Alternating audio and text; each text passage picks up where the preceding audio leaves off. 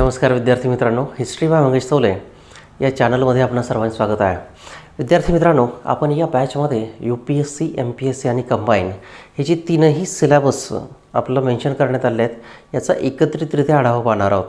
म्हणून मग MPSCचं काही वेगळं आहे, UPSCचं काही वेगळं आहे किंवा कंबाईनचं काही वेगळं आहे असं आपण अजिबातच डोक्यामध्ये घेऊ नका तसं. ओके, सो आज आपला पहिला सेशन आहे आणि या सेशनमध्ये की आपण ज्यावेळेस ब्रिटिशांचं भारतामध्ये आगमन होत होतं त्यावेळी नेमकं भारतातील परिस्थिती कोणत्या मार्गाने चाललेली होती आणि त्याचा भारतावरती काय परिणाम पडला आहे. ब्रिटिशांसह युरोपीय सत्ता या काळात भारतामध्ये समुद्रमार्गे आणि जमीनमार्गे येत होत्या. त्यासोबतच भारतीय मालाला की जागतिक बाजारपेठ उपलब्ध करून देत होत्या. मग ट्रेड अँड कॉमर्स या काळात चांगलाच फ्लरिश झालेला होता आणि की मग भारत जगाशी जोडला गेला होता की अगदी इंडस व्हॅलीच्या पूर्वीपासून या परंपरा होत्या त्या पुढेही कशा चालू राहिल्यात आपण त्याचा आता आढावा पाहूयात. ओके, बघा आता आपल्या सिलेबसमधील पहिला कंटेंट आहे तो म्हणजे की ब्रिटिशांची भारतातील सत्ता स्थापना.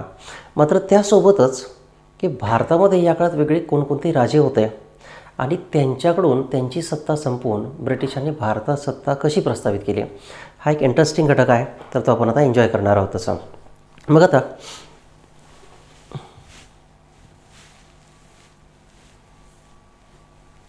साधारणतः ब्रिटिश ज्यावेळेस भारतामध्ये येत होते तर वेगवेगळे सत्ताधीश पूर्वीच भारतामध्ये सेटअप झाले होते.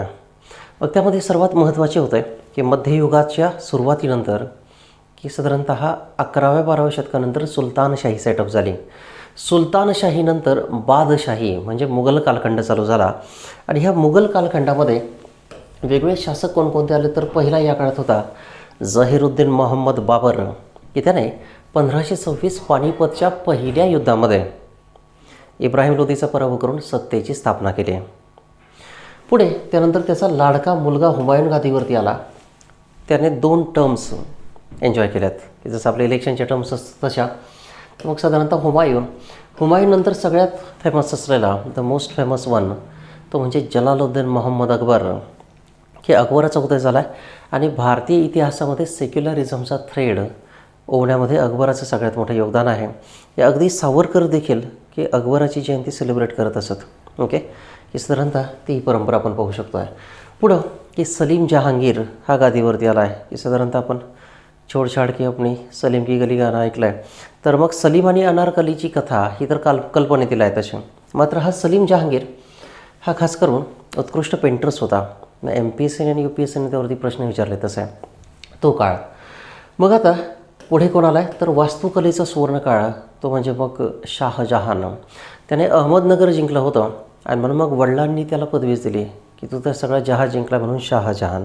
ओके, पुढे की खास करून औरंगजेब की आलमगीर अशी वडिलांनी सोन्याच्या तलवारीवरती लिहून पाठवलं होतं की वडिलांनी त्यांनी अटक केली आणि मग वडिलांनीच एका पत्नीला नाव दिलं की तू तर जगजेता आहे. मग औरंगजेब. तर हे सगळे जे आपण पाहिले ते ग्रेट मुघल्स आहेत. ओके, ग्रेट मुघल्स हे या काळात भारतामध्ये आलेले आहेत तसं आहे. मग यांच्यानंतर पुढचे जे मुघल्स आले ते जरा ऐशोआरामासाठी आणि नालायकीसाठी गाजले तसं आहे. तर आता त्यांचा आपल्या सिलेबसच्या दृष्टीने आढावा महत्त्वाचा आहे तसा. यामध्ये की यांना आपण लीडर मुघल्स असं म्हणतो. UPSCनेही यांच्यावरती प्रश्न विचारलेत आणि खास करून MPSCने देखील यांच्यावरती प्रश्न विचारले आहेत. आपण पूर्वी चर्चा केल्याप्रमाणे साधारणतः औरंगजेबाचा मृत्यू 1707 तर ते साधारणतः 1757 की औरंगजेबाचा मृत्यू ते प्लासीची लढाई या टप्प्यामध्ये की हा एक वेग कालखंड आहे. औरंगजेबाचा मृत्यू हा आपण मध्ययुगीन भारताचा शेवट मानतो. त्यानंतर मग आली प्लासीची लढाई आणि प्लासीच्या लढाईनंतर पुढे 1857चा उठाव हा मध्ययुगाचा वैभवशाली शेवट मानला जातो. मग हाच कॉम्पाऊंड आपण इथे पाहूयात. 1707 ते 1757 या काळात भारतामध्ये नेमकं काय काय घडत होतं. मग UPSCने त्यावरती क्वेश्चन विचारलेत आणि MPSC मुद्दामून अशा प्रश्नांवरती फोकस करते तशा अगदी कंबाईनने देखील विचारले आहेत. सो लेट अस एन्जॉय दिस जर्नी. यामध्ये की यांना उत्तर मुघल किंवा लेटर मुघल्स असं आपण म्हणतो आहे. यामध्ये की औरंगजेबाच्या मृत्यूनंतर त्याचा मुलगा शाह आलम किंवा की बहादूर शाह आलम किंवा त्याचं मूळ नाव जन्मतः ठेवलेलं नाव या काळात मोअज्जम असं होतं. ओके, तर हा गादीवरती आला आहे. औरंगजेबाच्या मृत्यूनंतर वयाच्या 65व्या वर्षी गादीवरती आला आहे. आपण इतिहासाचे अभ्यासक आहोत. इतिहासाचे अभ्यासक की वेगवेगळे व्यक्ती ते कितीही महान असतील किंवा कसंही असेल तर त्यांना फक्त नावाने संबोधतात. हा पहिला थंब रूल आहे, कारण आपण ठराविक एकट्या कोणत्याही विचारसरणीकडे झोकलेलो नाहीत, हे आपल्याला तिथं स्पष्ट करणं आवश्यक असतं तसं. आणि म्हणून इतिहासाचे अभ्यासक सगळ्या राजे रजवाडे आणि गाजलेल्या व्यक्तींचे प्रोज आणि कॉन्स, चांगल्या गोष्टी आणि वाईट गोष्टी दोन्ही अभ्यासतात आणि त्यानंतर ते आपल्या आयुष्यामध्ये एका पद्धतीने मांडण्याचा प्रयत्न करतात. आणि म्हणून मग इतिहास स्टडी करत असताना आपण वेगवेगळ्या राजे रजवाडे यांची नावं एकेरीच संबोधणार आहोत. हा इतिहासाचा थंब रूल आहे. यामध्ये कोणालाही सुखावणं किंवा कोणालाही दुखावणं असं कोणताही हेतू नसेल. Okay, so let us start this journey. आता पुढे येऊयात की साधारणतः सत्तेमध्ये असताना की ज्यावेळेस तो आला तर वयाच्या 65व्या वर्षी गादीवरती आला होता. काही पुस्तकांमध्ये 62 म्हटलं आहे, मात्र आपण इथं NCERT आणि इग्नू यांचा इथे आढावा घेतो आहे. ओके, मग आता सत्तेवरती आला त्यावेळेस 65 वर्षांचा होता. अशा काळात जोश होश यांच्यामध्ये राज्य करणं ही जवळपास अशक्य गोष्ट होती की रिटायरमेंट प्लस 5 इयर्स यानंतर तो गादीवरती आला तर राज्य कसं करणार. मग प्रसिद्ध इतिहासकार खाफी खान की याने त्याला शाह ए बेखबर असं म्हटलं आहे की याच्या राज्यात काय चाललं हे यालाच कळत नाही, की अवघड कार्य करता एका पद्धतीने, हे काय चाललं हे त्यालाच कळत नाही. आणि म्हणून हे पुढचे मुघल होते सगळे अत्यंत लहरी होते. पुढील टप्प्यामध्ये की साधारणतः 1869 मुघलांच्या कैदेत असलेल्या की शाहू महाराजांची सुटका करण्यास एका पद्धतीने त्याने प्रक्रिया राबवली आणि औरंगजेबाच्या मृत्यूनंतर साधारणतः काही महिन्यांमध्येच त्यांनी शाहू महाराज जे संभाजीराजांचे ज्येष्ठ पुत्र होते त्यांना सोडून दिला आहे. मग हा प्रश्न MPSCने विचारला होता. ओके, की शाहू महाराजांची सुटका कोणी केली तर मुअज्जम किंवा बहादूर शाह आलम और शाह आलम फर्स्ट. बुंदेल व जाट यांच्यासमोर तिथं समझोता झाला आहे. बुंदेल आणि जाट यांच्याबद्दल समझोता झाला आहे. त्यासोबतच म्हणजे काय तर औरंगजेबाने वेगळे शत्रू निर्माण केले होते जे मध्ययुगीन भारतामध्ये आपण आढावा घेतला आहे. तर औरंगजेबाने निर्माण केलेले शत्रू किंवा दुखावलेले लोक त्याने स्वतःच्या जवळ करण्याचा प्रयत्न केला, हे त्याचं वेगळेपण होतं. मग आता शिखांसोबत संघर्ष झाले. गुरु गोविंद सिंग यांचा एक लढवय्या शिष्य महाराष्ट्रातून तिकडे गेला आहे. त्याचं मूळ नाव होतं माधव बैरागी. तर मग त्याने नाव घेतलं बंदा बहादूर, की मी गुरूंचा गुलाम आहे, एका पद्धतीने बंदा आहे, निष्ठावंत सेवक आहे. तर याने त्याच्यासोबत संघर्ष केला आणि बऱ्यापैकी त्याला टॅकल करण्याचा प्रयत्न केला. सो शाह आलम उर्फ बहादूर शाह आलम, ओके, असं म्हटलं गेलं आहे. मग खाफी खानाने याला काय म्हटलं तर शाह ए बेखबर. आता पुढील टप्प्यामध्ये त्यानंतर की दरबारमध्ये वेगळे गट निर्माण झाले. खास करून मूळ हिंदू बांधव होते की त्यांनी स्वतःला इस्लाममध्ये कन्वर्ट केलं होतं. मग इस्लाममध्ये कन्वर्ट केल्यानंतर दरबारामध्ये प्रचंड डॉमिनंट झाले. मूळ गुजरातचे होते, इन्फ्लुएन्स या काळात हळूहळू वाढू लागला आणि नंतर मग की त्यांची फॅमिली दिल्लीमध्ये सेटल झालेली होते. मग यांच्यामध्ये कोण आलं तर मग जहांगीर शाह याला गादीवरती आणण्यामध्ये या दोन बांधवांचा मोठा हात होता. सय्यद ब्रदर्स की त्यांना पण किंग मेकर्स असंच इथं म्हणत आहोत. बहादूर शहाच्या 4 मुलांमध्ये सत्तेसाठी या काळात वादविवाद निर्माण होत होते. आता इराणी गटाचा नेता होता. दरबारमध्ये वेगळे गट पडलेले होते.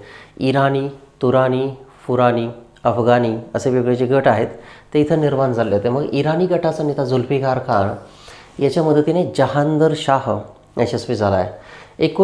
साधारणतः 1713 की जहांगीर शहाचा खून त्याचा पुतण्या फरुख सियारने केला आणि त्याने गादीवरती येण्यासाठी इथं सय्यद बंधूंची मदत घेतली आहे. ओके, सो मग पूर्वी आपण पाहिला आहे मुअज्जम उर्फ बहादूर शाह उर्फ शाह आलम. त्यानंतर दुसरा आला जहांगीर शाह. हा जहांगीर शाह अत्यंत लहरी शासक होता. लाल कुंवर नावाची एक नर्तकी होती. हा दिवस रात्र तिच्या कोठ्यावरती बसूनच कारभार पाहिजे. एकदा दिल्ली परिसरातून जात असताना त्याच्या डोक्यावरती झाडाची फांदी आढळली. तसं तर हाच त्या फांदीला जाऊन आढळला, मात्र मग खाली कोलमडला आहे. कोलमडल्यानंतर त्याने आदेश दिला की दिल्लीतील सगळी झाडे तोडून टाका. मग जहांगीर शहाचा आदेश मुघल बादशहाचा तर दिल्लीतील सगळी झाडे तोडून टाकण्यात आली, कत्तल केली अक्षरशः. की मग आता एवढं हरभरं शहर आहे, मीही जास्त दिल्लीतच राहतो, मात्र एवढं सुंदर शहर एका पद्धतीने त्याने तोडून टाकलं, तसं की झाडांची कत्तल केली आहे. त्यासोबतच एकदा दारूच्या नशेमध्ये घोड्यावरून चालत असताना की हा खाली कोसळला. मग कोसळल्यानंतर खाली कुत्रे झोपले होते बिचारे, तर त्यांच्यावरती पडल्यानंतर कुत्रे त्याला चावले की त्यांना काय देणे घेणं की कोण मुघल बादशाह की कोण काय आहे. तर कुत्रे चावल्यानंतर त्याने पुढचा फरमान काढलं, ते म्हणजे दिल्लीतील सगळे कुत्रे मारा. आता मुघल कुठं जाऊन लढले आणि की आता मुघल काय करत आहेत तर तलवारी, भाले हे सगळे शस्त्र घेऊन, धनुष्यबाण घेऊन दिल्लीतील सगळे कुत्रे मारू लागले. तर मग लाल कुंवर या स्त्रीच्या कोठ्यावरती बसून असतो राज्य करे आणि लाल कुंवर या स्त्रीनेच काही काळ सत्ता गाजवली असं आपण म्हणू शकतो आहे. ओके. मात्र लवकरच की 1 वर्षभरामध्येच त्याला गादीवरून दूर केला आहे आणि त्याचाच पुतण्या फरुख सियार की याने सय्यद बंधूंची मदत घेतलेली आहे तशा. पुढे किंवा स्वतः फरुख सियार आला आहे. Sayyid brothers, king maker Sayyid brother जे होते की त्यांचा की एका पद्धतीने जवळचा सहकारी होता. मग सय्यद अब्दुल्ला म्हणून वजीर होता की हा डॉमिनंट आला तसा. त्यासोबतच शिखांचा नेता बंदा बहादूर याने केलेल्या आक्रमणामध्ये ठार करून टाकला. शिखांचा नेता होता बंदा बहादूर, गुरु गोविंद सिंगांचा लढवाया शिष्य की फरुख सियारच्या काळात मारून टाकण्यात आला आहे. एकदा याची बेगम आजारी पडली फरुखची आणि बेगम आजारी पडली असताना काही वर्षापासून वेगवेगळे इलाज चालू होते. मुल्ला मौलवी हकीम, त्यासोबतच वेगळे पंडित आणि आयुर्वेद आणि युनानी तज्ज्ञ बोलावून घेतले होते. मात्र फरक म्हणावा तसा पडत नव्हता. या काळात ब्रिटिश लोक आलेले होते आणि खास करून जे ब्रिटिश लोक आलेले होते की डॉक्टर्स होते. मग त्या डॉक्टर्सने की या बेगमला 2 इंजेक्शन्स दिलेत आणि इंजेक्शन्स दिल्यानंतर जसं कोविडची इंजेक्शन असतं त्या पद्धतीने इंजेक्शन्स दिली आणि ती काही तासांमध्येच बरं वाटू लागलं आहे. आठवडाभरामध्ये तिचा सगळा आजार पूर्णपणे बरा झाला. सो हा जाम खुश झाला आहे की काय हवं आहे मागा, मी तर मुघल बादशाह आहे म्हणे की भारताचा बादशाह आहे. आता ब्रिटनमध्ये राष्ट्रवाद नावाचा कन्सेप्ट आला होता. म्हणजे राष्ट्रवाद की देश हा एक फक्त भूप्रदेश असतो आणि राष्ट्र म्हणजे काय असतं तर समान आशा आकांक्षा असलेल्या लोकांचा समूह. मग people having same aspirations we called it as the nation की समान आशा आकांक्षा असणाऱ्या लोकांचा समूह, त्याला आपण साधारणतः नेशन असं म्हणतो आहे. मग ब्रिटिश लोक होते ते म्हणले की आम्हाला स्वतःला काय नको, मात्र आमच्या ईस्ट इंडिया कंपनीची जहाजं ज्यावेळेस भारतामध्ये येतील त्यावेळेस त्यांना ड्युटी फ्री ट्रेड राईट्स देऊन टाका. म्हणजे काय तर बंगाल परिसरात कोणताही कर न भरता आयात निर्यात करण्याची परवानगी द्या. मग त्याने एक शाही फरमान या काळात पेश केलं, आयोजित केलं. त्यालाच पुढं काय म्हणण्यात आलं आहे की साधारणतः Dastak means royal Farman issued by Farrukh सियार. ओके. मग हे पुढं प्लासी आणि बक्सारचं एक प्रमुख कारण ठरलं आहे. सो 1717 सोपा आकडा आहे. ब्रिटिश ईस्ट इंडिया कंपनीला बंगालमध्ये करमुक्त व्यापार करण्याची इथं संधी दिली आहे. सय्यद बंधू आणि फरुख सियार यांच्यामध्ये मतभेद झाले. सय्यद बंधूंनी मराठ्यांच्या मदतीने फरुख सियारचा काटा काढण्याचा प्लॅन आखला आहे. या काळात शाहू महाराज साताऱ्याला होते, छत्रपती शाहू. तर ते सातारला असताना की त्याने बाळाजी विश्वनाथावरती सगळा कार्यभार सोपवला होता. सेनाकर्ते ही पदवी दिली, ते पेशवा हे पद दिलं. सेनाकर्ते मीन्स ऑल बार्गेनिंग पॉवर्स. मग या फरुख सियारचा काटा काढण्यासाठी सय्यद बंधूंनी फरुख सियारच्या वतीने मराठ्यांसोबत एक करार केला. त्या करारानुसार की मग मराठ्यांना माळव्यामध्ये चौथं क्वेश्चन एक्सपेक्टेड आहे. फरुख सियारने मराठ्यांना दिलेले की अधिकार ते म्हणजे माळवा या परिसरामध्ये चौथं की जे मराठी आपल्या स्वतःच्या साम्राज्याबाहेरून घेत आणि इतर परिसरामध्ये सरदेशमुखीचे अधिकार दिलेत. सो माळव्यामध्ये चौथ ही बीट NCERTमध्ये दिलेली आहे. आपण स्ट्रिक्टली इथं गव्हर्नमेंट डेटा पाहत आहोत, हे विसरू नका. ओके. सो माळव्यामध्ये चौथं आणि त्यानंतर पुढे इथे सरदेशमुखी हे प्रकरण पुढे आलं आहे. हे कोणाच्या काळात घडलं क्वेश्चन एक्सपेक्टेड आहे, खास करून MPSCला. ते मग हे प्रकरण. मग यानंतर एकाच वर्षात की रफीउद्दराज आणि त्यानंतर रफीउद्दौला की या फरुख सियारने या सय्यद बंधूंना मारण्याचा प्रयत्न केला. मात्र तोच रंगे हात पकडण्यात आला आहे. आणि मग तो फरुख सियार की जो स्वतः मुघल बादशाह आहे तो सय्यद बंधूंच्या समोर गुडघ्यावरती बसून रडू लागला, सॉरी चुकलो ना, मला माफ करा. But it was too late. या दोघांनी फरुख सियारला मारून टाकलं आणि स्वतःच्या नजरेच्या इशाऱ्यामध्ये ते कित्येक मुघल बादशाह बदलत असतात. सो रफीउद्दराज आणि रफीउद्दौला हे गादीवरती आलेत. मग फरुख सियारमध्ये विचारलं जाण्यासारखं काय की बंदा बहादूर याचं आक्रमण त्याने टॅकल केलं आहे. त्यासोबतच दुसरं कोणतं कंपनीला दस्तक दिलं आहे, रॉयल फरमान वॉज इश्यूड असं आपण म्हणतो आहे, ते प्रकरण पुढं आलं आहे. त्यासोबतच कोणतं तर मराठ्यांची इथं मदत घेतली आहे आणि मराठ्यांना माळव्यामध्ये चौथ आणि दक्षिणेमध्ये सरदेशमुखी देण्याचे अधिकार हे फरुख सियारच्या कालावधीमध्ये देण्यात आले. तसं आहे. Okay. Now let us go ahead. पुढे फरुख सियारनंतर पुढचा की सगळ्यात गाजलेला शासक या काळात गादीवरती आला आहे. तो कशासाठी तर रंगेलपणासाठी. आणि म्हणून की तो म्हणजे मोहम्मद शाह. 1719 ते साधारणतः 1748 याने केलं काय तर सय्यद बंधूंची मदत घेऊन गादीवरती आला आणि पहिले ज्यांनी गादीवरती आणलं ते संपवून टाकले, टिट फॉर टॅट. ओके. कारण त्याने ओळखलं होतं की जी शिडी आपण चढून वरती आलो ती इतरांना वापरता येता कामा नये. मग फरुख सियारला की सय्यद बंधूंनी एका पद्धतीने टॅकल करण्याचा प्रयत्न केला आणि मारून टाकलं होतं. मग त्याने यांची मदत घेतली, सय्यद वंदनचा खून केला. खून केल्यानंतर मुघलांना मोठे शस्त्र आता कोणी राहिलंच नव्हते. मग हा दिवस रात्र काय करले तर रंगेलपणा. मग तो कोणता? दारू, नाचगाणे याच्यामध्ये तो अडकून पडे. याच्या दरबारामध्ये सदारंग आणि अदारंग असे 2 एक्सलंट डान्सर्स होते. मग हा त्यांच्यासोबत कथ्थक डान्स करत असे. त्यासोबतच की सदारंग आणि अदारंग आणि मोहम्मद शाह रंगीला यांनी ठुमरी हा गायनाचा एक नवीन प्रकार निर्माण केला. सो ठुमरी वेगळा आहे आणि ठुमका इज अ डान्स फॉर्मॅट. तर ठुमरी हा एक गायनाचा प्रकार आहे, तो यांच्या कालावधीमध्ये निर्माण झाला. तसा पुढील टप्प्यामध्ये की साधारणतः त्याच्या दरबारामध्ये वेगळे विद्वान असत. मग त्यांचंही योगदान तसं गाजलं आहे. याचे पर्सनली याकडे 2000 कोंबडे होते, की कोंबडा आणि कोंबडी जे असतात. मग हा दिवस रात्र कोंबड्यांची झुंज लावत असते. मग त्याचं त्याकडे चॅलेंज होतं की कोई है मायका लाल जो मुर्गे को हरा सके. म्हणून कोणता की मग कॉक फाईट खेळण्यामध्ये तो प्रचंड बिझी होता. मग त्या कोंबड्यांना होणारी छोटी छोटी पिल्लं होते, मग त्यांची देखील तो हॅपी बर्थडे सेलिब्रेट करे. त्यासोबतच त्यांचे मॅरेजेस पण लावत असे, मॅरेज ॲनिव्हर्सरी पण सेलिब्रेट करे. आणि म्हणून मग स्वतः की एकेकाळी मुघलांच्या दरबारात डान्सर्स नाचायचे, हा स्वतःच्याच दरबारात नाचे आणि याचे सरदार याच्यावरती पैसे उडवत. असा एक गेम झाला तसा थोडक्यात. आणि म्हणून मग फरुख सियार की त्यानंतर आला मोहम्मद शाह रंगीला की हा त्याच्या रंगीलपणामुळे गाजला आहे. जसं अक्षय कुमारचा टिचकोले अँड टिचकोले कंपनी होती, त्याचा मॅनेजर देखील रंगीलाच होता. तर एका पद्धतीने हा तसाच कॅरेक्टर निघाला तसा रंगीला. मग लोकांनी त्याला रंगेल असं नाव देऊन टाकलं आहे. 1937मध्ये पेशवा बाजीराव पहिला याने दिल्लीवरती आक्रमण केलं आणि दिल्ली खूप सहज जिंकले. मात्र यावेळी की शाहूंनी बाजीरावाला जरा मागे बोलावून घेतलं. त्याचं कारण काय ते आपण पुढे पाहणारच आहोत तसा. ओके. 1939मध्ये अफगाण शासक नादिर शहाने भारतावरती हल्ला केला. नादिर शहाला इराण यांचा पितामह असं म्हटलं जातं. इराण यांचा पिता किंवा मूळचं नाव तसं पर्शिया होतं, मात्र मग हे तिथे जाऊन सेटल झाले. तसं आहे पर्शियन परिसरामध्ये हे पुढे जाऊन सेटल झाले ते समजा. मग नादिरने भारतावरती वेगळे हल्ले केले. 1739 रोजी त्याने टॅसिड अटॅक केला आहे. अटॅक केल्यानंतर की याच्याच दरबारमध्ये असलेले 2 वेगवेगळे मोठे सरदार होते, त्यांना बोलवलं की ते टेक्निकली स्वतंत्र चालले होते. आणि ते सरदार म्हणजे दक्षिणेमध्ये असलेला आसफ जहा किंवा आपण त्याला निजाम असं म्हणतो, तो की मध्ययुगीन भारतात आपण त्याचा खूप व्यवस्थित आढावा घेतला आहे. आणि त्यासोबत दुसरा होता तो म्हणजे सादत खान. या दोघांनी नादिर शहासोबत डील स्टक केली. मात्र याच्यामध्ये आसफ जहा म्हणजे जो निजाम शहा होता हैदराबाद परिसरातील, त्याची सरशी झाली.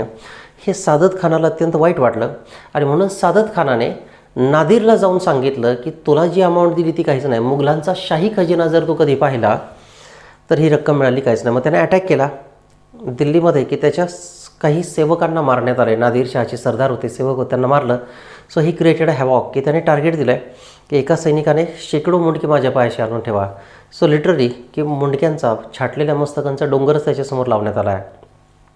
याचवेळी की मग शहाजहानचं मयूर सिंहासन त्याने मुघलांच्या दरबारातून घेऊन गेला तो तसा की शहाजहानचं मयूर सिंहासन होतं त्यावरती तो बसला नाही, मात्र त्याने वितळून टाकलं आहे त्या.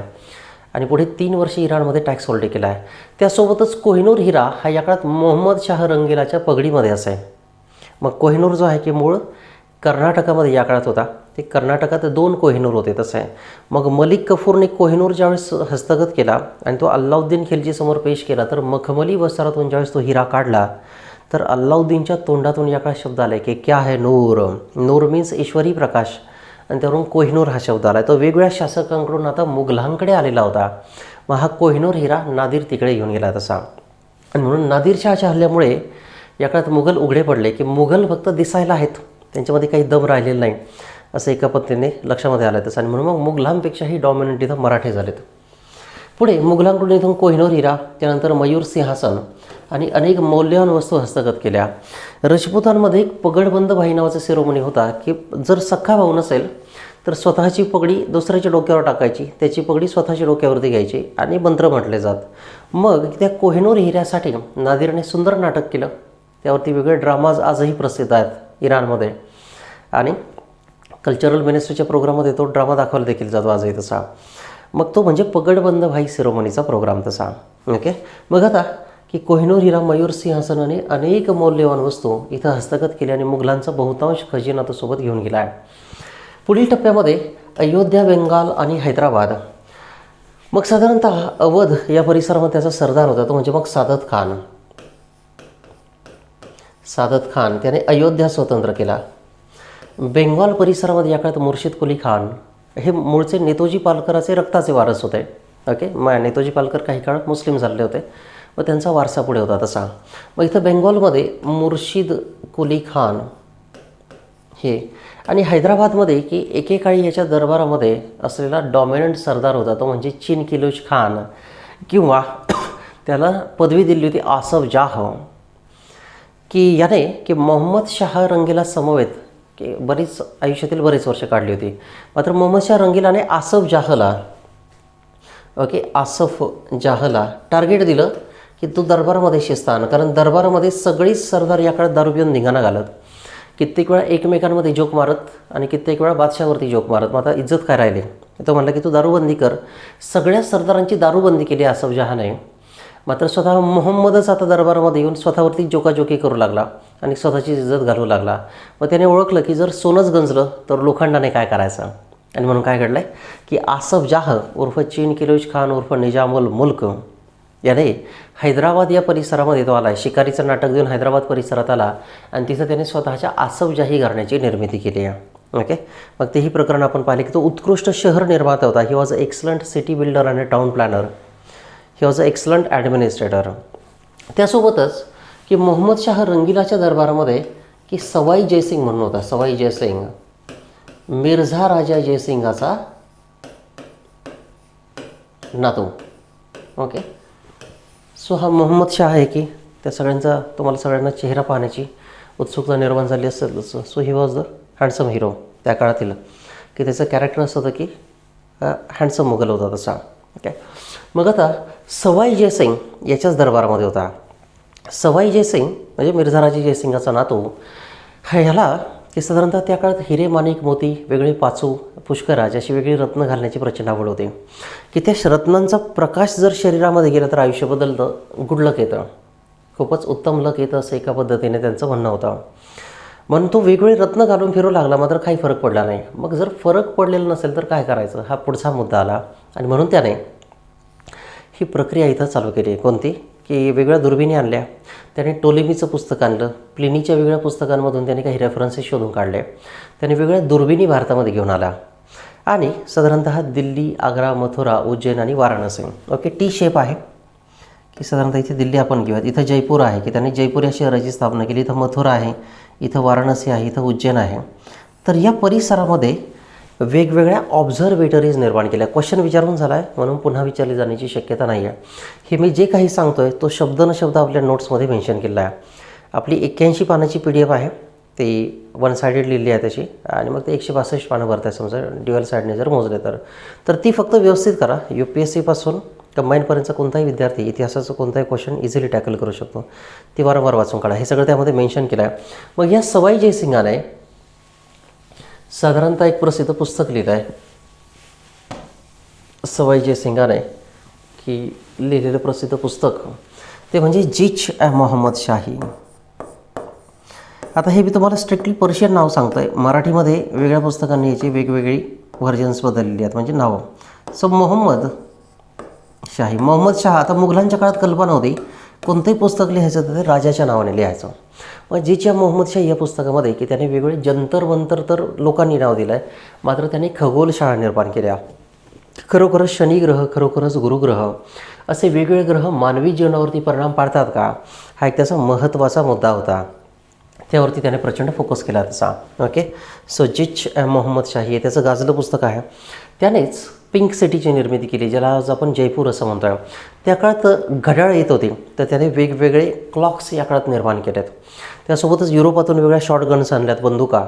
याच्या दरबारामध्ये की वेगवेगळे ॲस्ट्रॉलॉजर्स पण होते आणि ॲस्ट्रॉनॉमर्स पण होते. ज्योतिषशास्त्रज्ञ होते सुरुवातीला, नंतर ते त्याने काढले. आणि वेगवेगळे साधारणतः ॲस्ट्रॉनॉमर्स होते. तो स्वतः एक ॲस्ट्रॉनॉमर्स होता. त्याने नंतर सांगितलं आहे की मी विज्ञान पुरुष आहे, आणि म्हणून त्याला मध्ययुगाचा विज्ञान पुरुष असं म्हटलं जातं. कोण आहे तर मग Sawai Jai Singh is rightly called as the science man of a medieval India. जसं संत कबीरांना मध्ययुगाचा पुनर्जागृती घडवणारा पुरुष, renaissance man of a medieval India असं म्हटलं जातं, तसंच यांचं देखील आहे. ओके, सो जिच मोहम्मद शाही या ग्रंथामध्ये त्याने सगळं नमूद केलं आहे. So again he was a city builder, he was a excellent town planner. त्यासोबतच अजून त्याचं पुढचं वैशिष्ट्य कोणतं, तर त्याने वेगवेगळे जंतर मंतर निर्माण केले की बाबा रामदेव, अण्णा हजारे यांची साधारणतः आमरण उपोषणाची सगळ्यात आवडीचे ठिकाण आहे. तसं आहे. मग तिथं तो फक्त पौर्णिमेला जाईल आणि तिथून मोठ्या मोठ्या दुर्बीण लावून पाही. मग त्याने असा दावा केला की त्याने त्या काळात गुरुग्रहासो बाजूला असली कडी पाहिली, रिंग्स किंवा ॲस्ट्रॉइड बेल्ट. त्यानंतर पुढील टप्पा ॲस्ट्रॉइड बेल्टनंतर त्याने पुढचं प्रकरण पाहिलं आहे. ते विशेषतः कोणतं की शनिग्रह आहे समजा, त्यासोबतच नेपच्यून आहेत इतर वेगळे, की त्यांचा देखील तो दावा करतो आहे. अँड माईट बी करेक्ट की त्या काळात युरोपामध्ये तशी टेक्नॉलॉजी आली होती आणि ते कदाचित बरोबरही असावं, म्हणून की याच्या दरबारात राजाश्रय लावलेला व्यक्ती. तसं तर टेक्निकली हे मुघलांपेक्षा आता मोठे झाले होते. कछवाह घराण्याचा मिर्झा राजा जयसिंगाचा नातू, grandson of Jai Singh is called as Sawai Jai Singh. Okay, हा गाजला आहे. मग मोहम्मद की रंगीलपणामध्ये या काळात त्याचं सगळं आयुष्य निघून गेलं. तसं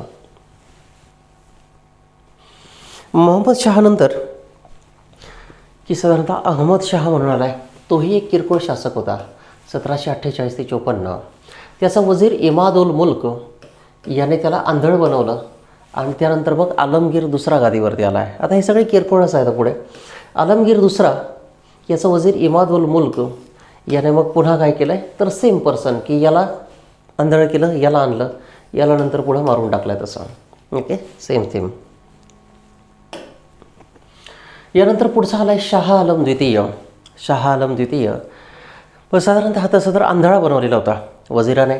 आणि म्हणून मग दिल्लीबाहेर 1764 बक्सारच्या लढाईत मीर कासिम आणि सुजा उद्दौला यांच्या समवेत तो सामील झालेला होता.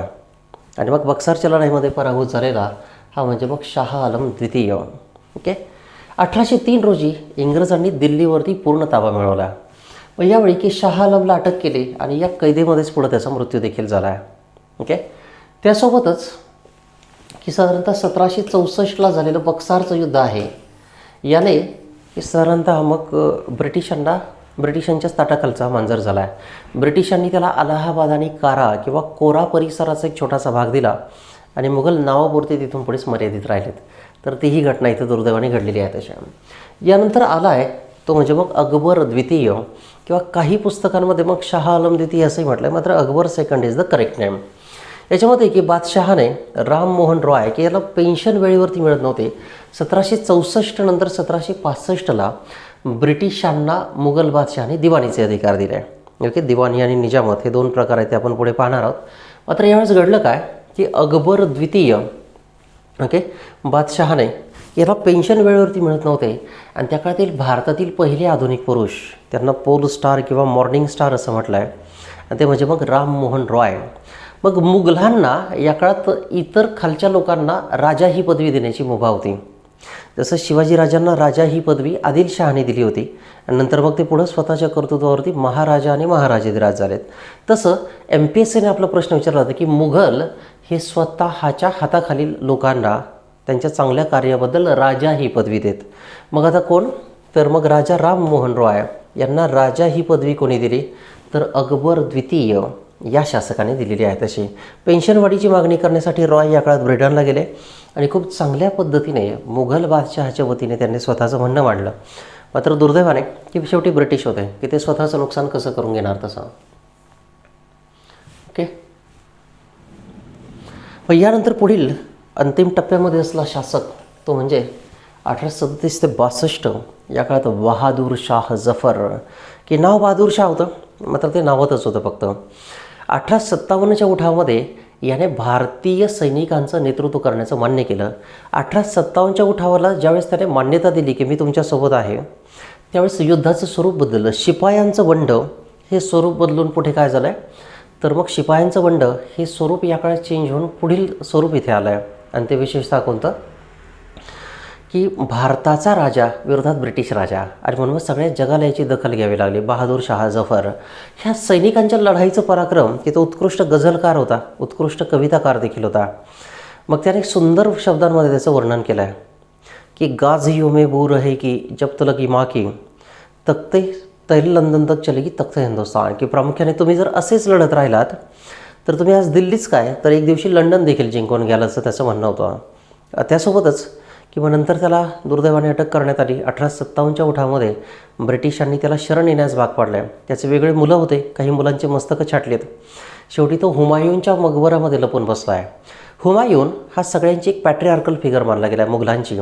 मग सगळ्या मुघलांनी स्वतःला हुमायूनच्या शेजारीच दफन करावं अशी एक प्रथा निर्माण झाली. मग त्याला असं वाटलं की ब्रिटिशांनी मारून टाकले तर इथंच दफन करावं. मात्र दुर्दैवाने त्याला रंगून या ठिकाणी पाठवण्यात आलं आहे आणि मग त्याची गझल तिथं गाजली आहे की एकेकाळी सगळा भारत त्याच्याकडे पाहत होता की आशेचा किरण म्हणून.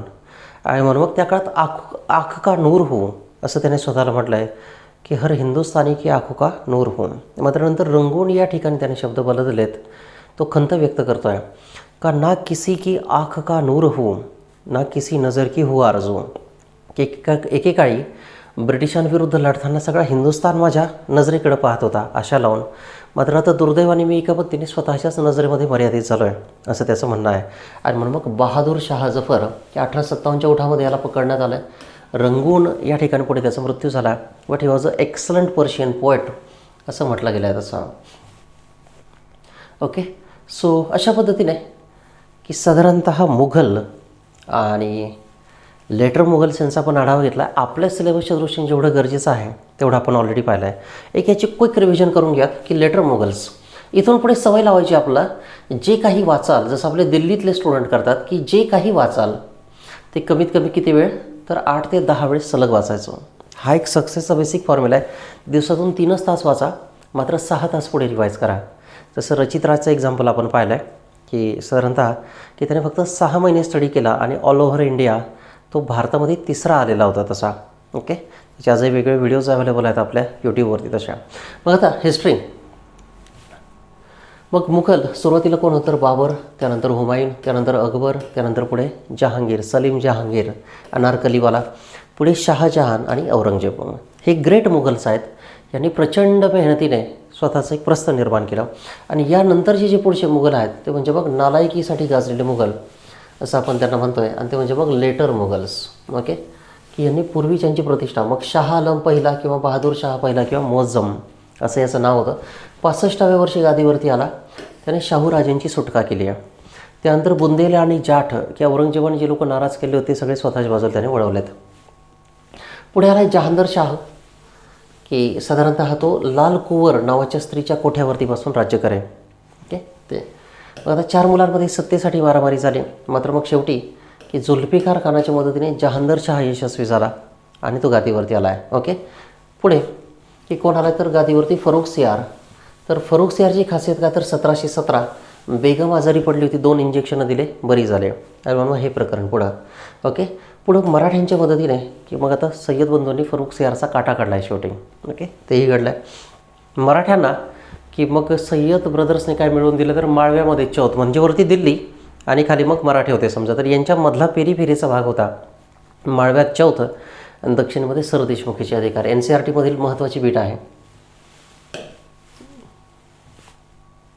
पुढं की सगळ्यात रंगील असलेला आणि ज्याच्या काळात मुघल साम्राज्याचं झटपट विघटन झालं आहे तो अर्थातच कोणतर मग मोहम्मद शाह रंगीला. ओके, सय्यद बंधूंचा खून केला. बाजीरावने दिल्लीवरती हल्ला करून दिल्ली जिंकली. मात्र शाह म्हणले की निघून या. त्याची कारणं आपण पुढे पाहणार. अफगाण आणि नादिर शाह इथं भारतावरती या काळात हल्ला करण्यात आला आहे. मुघलांकडून कोहिनूर हिरा, मयूर सिंहासनासह अनेक मौल्यवान वस्तू नादिरी घेऊन गेला आहे. या काळात अवध किंवा अयोध्या प्रांत सादत खानाने वेगळा केला आहे. त्यानंतरच पुढे बेंगॉल, मुर्शिद कुली खान, अलीवर्दी खान, पुढे सिराजुद्दौला हे ट्रॅडिशन. आणि हैदराबादला चिनकिलुज खान किंवा आसफ जहा की मध्ययुगीन भारतात आपण त्याचा आढावा घेतला आहे. पुढे आला अहमद शाह. त्यानंतर मग आलमगीर दुसरा, हे काही महत्त्वाचे नाही तर. पुढे शाह आलम दुसरा, अकबर दुसरा, राममोहन रॉय यांच्या काळात घडलेली घटना. ओके, हेही काही खूप महत्त्वाचं नाही. त्यानंतर पुढे की बहादूर शाह जफर आणि यानंतर मात्र मग आता मुघलशाही संपलेली आहे तशा. ओके, तर आता पुढील येणाऱ्या सेशनमध्ये की युरोपीय व्यक्तींचे किंवा युरोपियनांचे भारतामध्ये समुद्रमार्गे झालेले आगमन. ओके, आणि त्यामध्ये की ते कोणकोणत्या क्रमाने आले आणि भारतामध्ये त्यांनी सत्ता कशी प्रस्थापित केली या सगळ्याचा आढावा आपण घेणार आहोत.